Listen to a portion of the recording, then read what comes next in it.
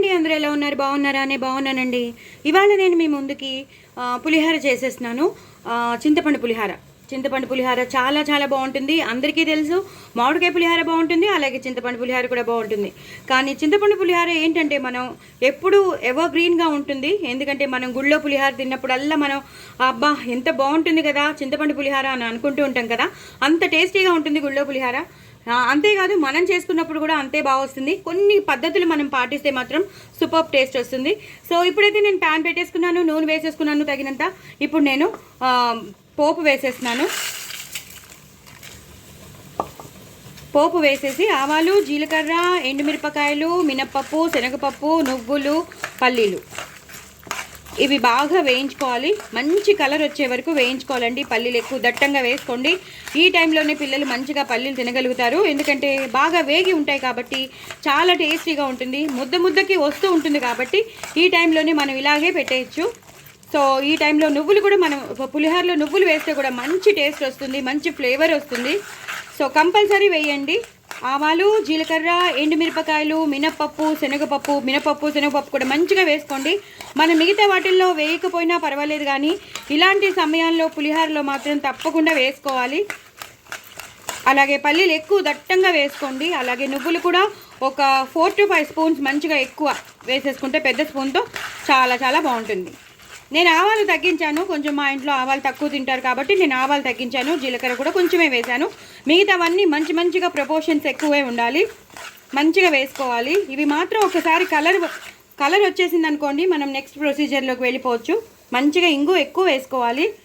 నేను ఇప్పుడు ఇవి వేయించేశాక నేను చింతపండు నానబెట్టుకున్నాను. దాన్ని బాగా పిసికేసి అప్పుడు స్టవ్ మీద పెడతానమాట. ఫస్ట్ అయితే ఇవి వేగిపోయి ఉంటాయి. అన్నం కూడా అయిపోతుంది. అన్నం చల్లారాక అప్పుడు మనం పులిహోర కలిపేద్దాం. ఒక్కసారి హైలో పెట్టుకుని ఇలా వేయించేసుకోవాలి. మంచి కలర్ రావాలి. చూస్తున్నారు కదా, ఒక్కసారి మంచి ఎర్రని దోర కలర్ వచ్చేసింది అనుకోండి, చాలా చాలా టేస్టీగా ఉంటుంది. ఎప్పుడు పల్లీలు అనగా మినపప్పు, శనగపప్పు అనగా cut cut cut cut Manali అనమాట. అప్పుడే బాగుంటుంది. సో ఇలా చేసేసుకోవాలి. ఇది ఒక్కసారి వేగాక మీకు మళ్ళీ చూపిస్తాను. చూసారు కదండి, బాగా వేగిపోయి మంచిగా ఎర్రగా వేగిపోయి మంచి ఎర్రటి కలర్ బ్రౌనిష్ కలర్లో వేగిపోయి ఇలా వేగిపోవాలన్నమాట. శనగపప్పు కానీ మినప్పప్పు కానీ చక్కగా ఎర్రగా వేగిపోవాలి. అప్పుడే బాగుంటుంది. ఎండుమిరపకాయలు కలర్ మారిపోయాయి. నువ్వులు, పల్లీలు అన్నీ చక్కగా వేగిపోయాయి అన్నమాట. మీకు కనిపిస్తుందా? పల్లీలు బద్దలేసిపోయాయి కూడా, ట్రాక్ వచ్చేసి చూసారా? దాన్ని బట్టి మనం అర్థం చేసేసుకోవచ్చు బాగా వేగిపోయాయని. ఈ టైంలో మనం ఇంగు వేసుకోవాలి. నేను చెప్పాను కదా, ఇంగు దగ్గర అస్సలు కాంప్రమైజ్ అవ్వద్దని. అందులోనూ పులిహోర పోపు కాబట్టి ఇంగు మంచిగా దట్టంగా వేసుకోండి. ఏం కాదు, ఎక్కువ వేసుకుంటే ఏమీ కాదు. అలాగే పసుపు వేసుకోండి. అలాగే తరిగి ఒక్కసారి వేయించేసేసేయండి. చాలా బాగా వేగాయి. మినపప్పు, శనగపప్పు చాలా బాగా వేగిపోయింది. ఇంకొంచెం ఇంగు వేస్తానండి, ఆ ఫ్లేవర్ వస్తేనే బాగుంటుంది. సరిపోతుందండి. ఇప్పుడు ఇలా వేయించేసుకుంటే గల్ అంటున్నాయి. పల్లీలు కానీ మినపప్పు కానీ బాగా వేగిపోయింది. పసుపు కూడా వేసేసాం. ఇలా ఒక్కసారి వేయించేస్తే చూస్తున్నారు కదా ఎంత ఎర్రగా వేగిపోయో చూస్తున్నారు కదా. ఈ టైంలోనే మనం సన్నగా తరిగి పెట్టుకున్న పచ్చిమిరపకాయలు ఎక్కువ వేసుకోండి. నేను ఒక 1/2 కిలో కన్నా ఎక్కువే వేసుకున్నాను పచ్చిమిరపకాయలు. అలాగే సన్నగా తరిగి పెట్టుకున్న అల్లం ముక్కలు. చాలా చాలా టేస్టీగా ఉంటుంది కదా పులిహోర. అందరికీ ఇష్టం కదా పులిహోర. సో ఇలా ఒక్కసారి వేయించేసుకోవాలి. అలాగే కరివేపాకు, ఫ్రెష్గా ఉన్న కరివేపాకు నేను నిన్ననే తెచ్చారు. చూసారు కదండి. ఒక్క పని హడావిడిలో నేను కొంచెం ఒలవడం మర్చిపోయాను, అంతే. కొంచెం కలర్ మారాయి. తర్వాత ఎప్పుడో నేను తీసి ఫ్రిడ్జ్లో పెట్టుకున్నాను అనుకోండి. అసలు చెప్తున్నాను, ఒక్కసారి కొంచెం ఏమరబాటులో ఉండి మర్చిపోతే కలర్ మాత్రం, అంటే ఎండలు అలా ఉన్నాయని చెప్తున్నాను. సో ఇలా చక్కగా కరివేపాకు మొత్తం వేసేసుకోండి. ఉడికిన అన్నాన్ని చక్కగా ఒక పెద్ద ప్లేట్లో పెట్టుకుని మీకు ఎంత కావాలో పులిహోర ఎంత కలుపుకుంటారో అంత వేసేసుకుని దాని మీద పసుపు, కొంచెం కరివేపాకు వేసేసి మీరు పెట్టుకోండి, చల్లారనివ్వండి. ఓకేనా? ఇదైతే వేగిపోయిందండి. ఇప్పుడు నేను చింతపండు రసం పిండుకుని నేను స్టవ్ మీద పెడతాను, అప్పుడు చూపిస్తాను. చూసారు కదండి, నేను చింతపండు అంతా పిండేసుకుని తగినంత ఉప్పు వేసేసుకున్నాను. అది స్కిప్ అయిపోయింది, మర్చిపోయాను నేను. బట్ ఆల్సో మీకు తెలుసు కదా చింతపండు రసంలో మనం ఎంత ఉప్పు వేసుకోవాలో, మనం తీసుకున్న అన్నాన్ని బట్టి మనకి రుచికి తగినంత మనం వేసుకోవాలి. అన్నం ఎంత తీసుకుంటున్నామో దాన్ని బట్టి చింతపండు రసాన్ని బట్టి మనం ఉప్పు వేసేస్తాం. సో నేను చింతపండు రసం కొంచెం ఎక్కువే తీసుకున్నాను. బాగా మరగనివ్వాలి, ఉప్పు వేసేసుకున్నాను.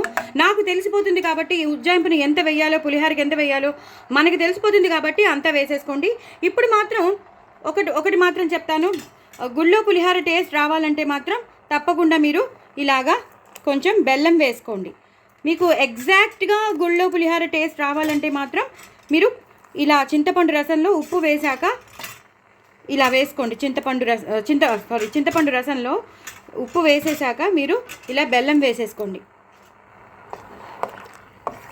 అంటే ఒక 2-3 నిమ్మకాయలు, ఒక 2-3 పెద్ద నిమ్మకాయలంతా వేసేసుకోండి.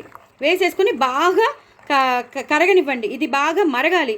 ఈ చింతపండు రసంలో ఈ బెల్లమును ఈ ఉప్పుతో బాగా మరగనివ్వాలి. ఆ తర్వాత నేను ఏం వేసేస్తానంటే అలా ఆవాలు, మెంతులు, ఎండుమిరపకాయల పొడి ఉంటుంది కదా, అది ఒక 1/2 స్పూన్ వేస్తాను, లేదా 1 స్పూన్ వేసేస్తాను.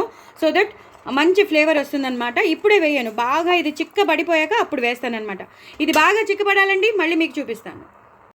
చూసారు కదండి, బాగా అంటే బాగా మరిగిపోతుంది. ఎంత మరిగిపోతుందో చూసారు కదా, ఇలాగ మరిగిపోవాలన్నమాట. ఎంత మరిగితే అంత చిక్కటితనం, ఆ పులుపు, ఆ తీపి, ఆ ఉప్పు వేసాం కదా, దాని టేస్ట్ అంతా వెళ్ళిపోతుంది అనమాట. సో అంత మరగాలన్నమాట.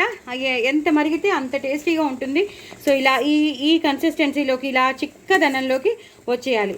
సో మనం తీసుకున్నదంతా మొత్తం బెల్లం కానీ, ఉప్పు కానీ, చింతపండు కానీ మంచిగా ఈ కన్సిస్టెన్సీలోకి వచ్చేసింది. బాగా మరిగిపోయింది. నేను 15 నిమిషాలు అవుతుంది మరగబెడుతూ. ఇప్పుడు నేను 1/2 స్పూన్ ఆవాలు, మెంతుల, ఎండుమిరపకాయలు డ్రై రోస్ట్ చేసిన పొడి అది వేసేసాను. ఇంకొక 1/2 స్పూన్ వేస్తాను, చాలండి, ఇంకెక్కువ ఎక్కర్లేదు. అలాగే ఆవ పొడి నేను రెడీ చేసి పెట్టుకున్నాను.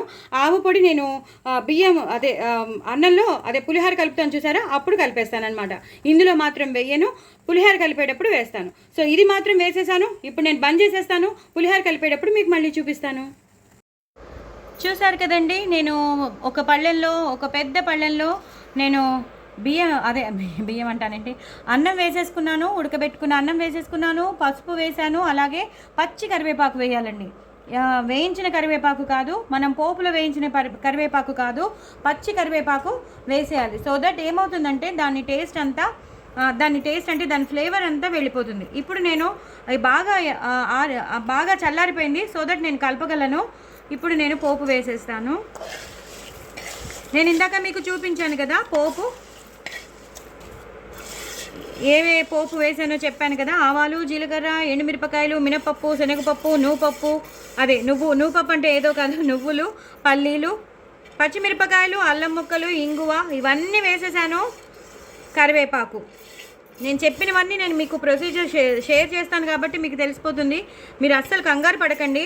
బట్ చింతపండు పులిహోర అల్టిమేట్ ఉంటుందండి. చింతపండు పులిహోర సాటి ఏదీ రాదు.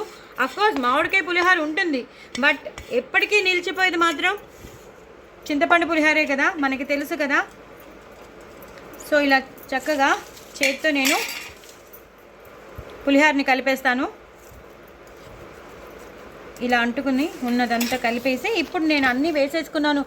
చింతపండు రసంలోనే నేను బెల్లం అలాగే ఉప్పు వేసేసుకున్నాను. బాగా మరగనిచ్చాను. థిక్ కన్సిస్టెన్సీ వచ్చింది.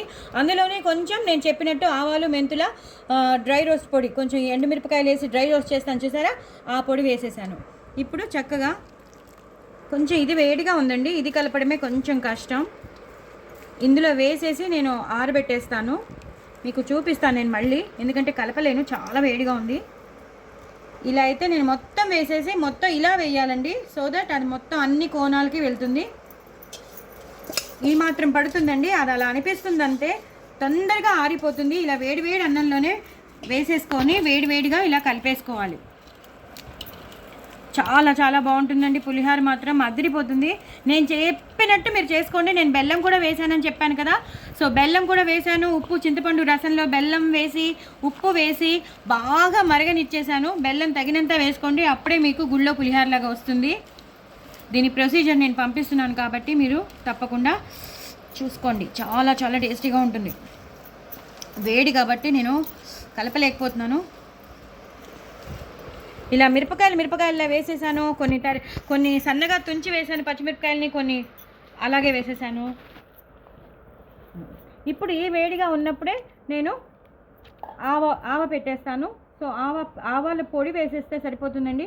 ఆవాలు నీళ్ళలో వేయక్కర్లేదు. ఆవ పొడి వేసేస్తే ఆవ పెట్టినట్టు అయిపోతుంది. అంతేనండి, ఎక్కువ వేయక్కర్లేదు, సరిపోతుంది. మంచి ఫ్లేవర్ వస్తుంది. ఆవ పెట్టిన పులిహోర అంటే చాలా ఫేమస్ కదా, ఎంత ఫేమసో మీకు తెలుసు. మామూలుగా చేసుకునే పులిహోర వేరు, ఆవ పెట్టిన పులిహోర వేరు. ఆ ఫ్లేవర్ వస్తేనే సూపర్ ఉంటుంది. సో ఇలా వేసేసుకోండి. ఏం లేదండి, ఆవాల్ని మిక్సీలో వేసేసి గ్రైండ్ చేసేసుకోవడమే మెత్తగా.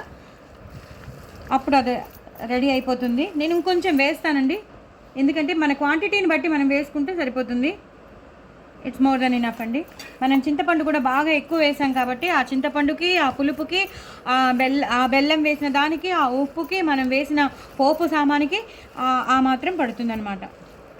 సో ఇలా కలిపేసుకున్నాను కదండి, చూసారు కదా మొత్తం మనం వేసిందంతా ఎలా పీల్ చేసుకుందో చూసారు కదా. ఇదేనండి పులిహోర కలపడం అంటే, మనం వింటూ ఉంటాం. సో ఇప్పుడు కొత్తిమీర వేసేసుకోవాలండి.